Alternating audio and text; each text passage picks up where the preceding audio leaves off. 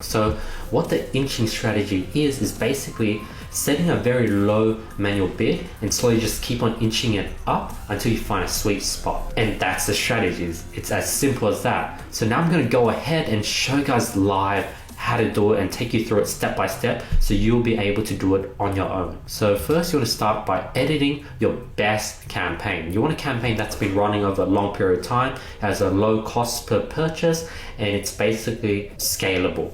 What you want to do is you want to edit. What you're going to do is first, you want to change the conversion window to 1 day click. 1 day click is best for when it comes to scaling. Then you want to set your budget to roughly $1,000 minimum. But for this strategy, I like to really go balls deep and put a budget of say $5,000. Now, what you have to do then is set a cost control. And what you want to do is you want to inch it. So for example, your average, in this case, the average cost per purchase was 28 Australian dollars. What I would put the bid at would be say $20. And I'll go ahead and publish it at 20, 1 day click, $5,000 budget.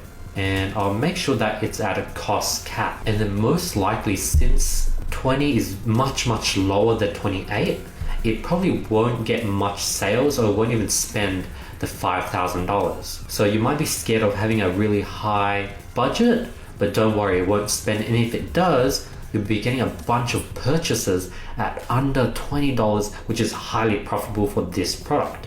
So let's say after 1 day, 24 hours, it doesn't spend. Then you'll increase it down to say up to 21. Then you'll run for 24 hours. If it doesn't spend, up to 22. Say it starts spending a bit, but it spends $100 and it doesn't get much purchases. Then you want to increase it to say 23, 24, 25. Let's say you bring it up to 25. Now it's spending $500 out of 5,000 and you're getting an average cost of purchase of say $26. That's pretty, normal. Now at 26, you're still pretty profitable and you want to then bring it up to 26, 27, 28. And then what you want to do is you want to see your cost of purchase and how much money was spent and your ROAS at each one of these points. And this is what you want to do over the next 3 or 4 days. And then mark down the ROAS at each point. Then you always want to sort of go up, down, up, down. So if you went up to 28, the ROAS got worse, then maybe you go back down to say 27.5, and then say 27.5 was still pretty bad, then you might want to inch down to 27.25.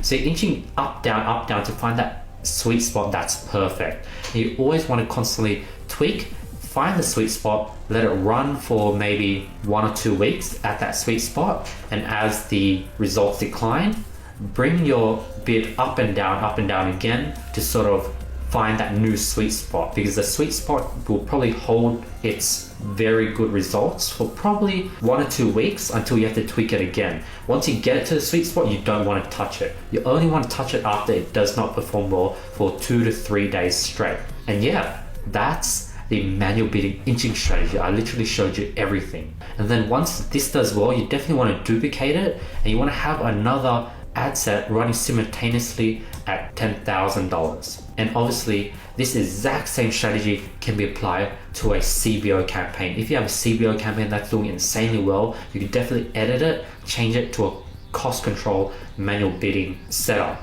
and that would do insanely well.